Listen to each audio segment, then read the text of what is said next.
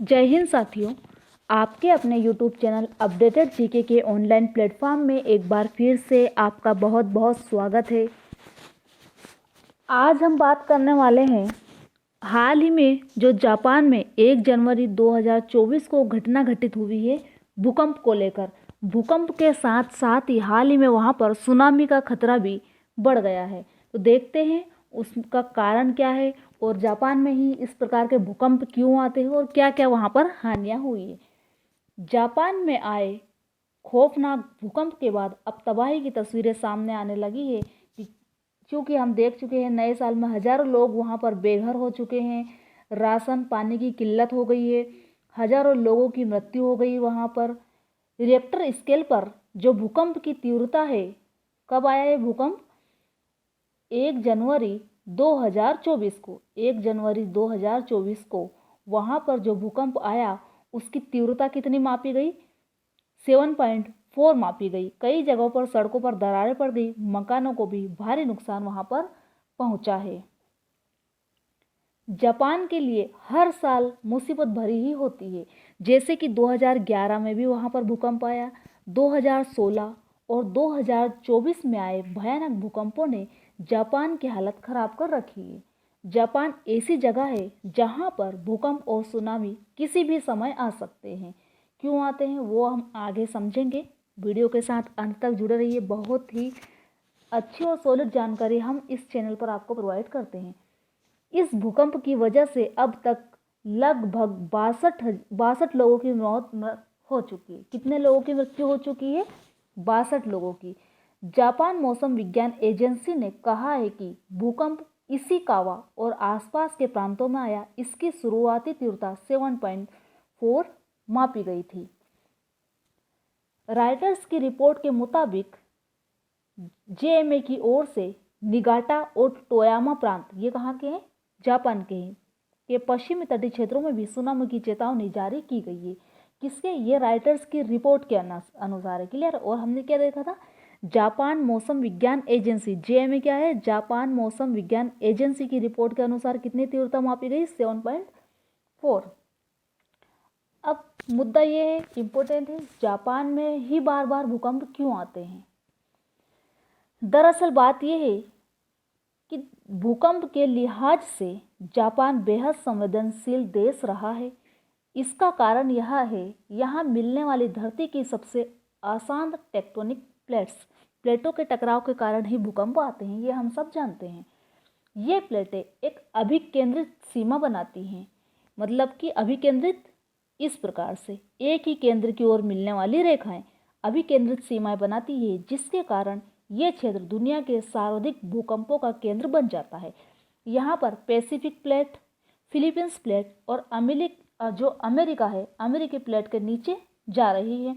कौन कौन सी plate? Pacific plate और फिलीपींस प्लेट किसकी ओर? अमेरिकन प्लेट की ओर, नीचे की ओर जा रही है। जापान में पैसिफिक रिंग ऑफ फायर के क्षेत्र में आता है। किस में आता है? रिंग ऑफ फायर के क्षेत्र में। इस रिंग ऑफ फायर का असर न्यूजीलैंड से लेकर अलास्का, उत्तर अमेरिका और दक्षिण अमेरिका तक होता है। रूस, America, Canada, Papua New Guinea, Peru और ताइवान जैसे देश भी सीमा में आते हैं। अब देखते हैं, पिछले कुछ समय में जापान में लगातार आ रहा है भूकंप। कब कब आए? 14 जनवरी को होकोडो, जापान का एक द्वीप है, होकोडो के दक्षिणी छोर पर उराकावा शहर के नज़दीक भूकंप आया था, जिसकी प्रारंभिक तीव्रता 6.7 थी। ये कब की बात है? 2023 की। हल्का सा भूकंप आया था। भूकंप समुद्र तल से नीचे 50 किलोमीटर की गहराई तक केंद्रित था। नेक्स्ट, 14 नवंबर 2015 को, कब? 14 नवंबर 2015 को दक्षिण पश्चिमी जापान के क्यूशू तट पर, क्यूशू 14 जनवरी को कहाँ पर आया था? होकोडो द्वीप पर। और 14 नवंबर 2015 को क्यूशू तट पर 7.0 तीव्रता के भूकंप के झटके महसूस किए गए थे, जिसके बाद कोगोशीमा प्रांत के दक्षिणी हिस्से में सुनामी की हल्की लहरें उठी थी।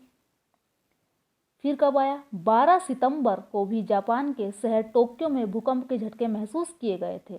12 सितंबर 2015 को।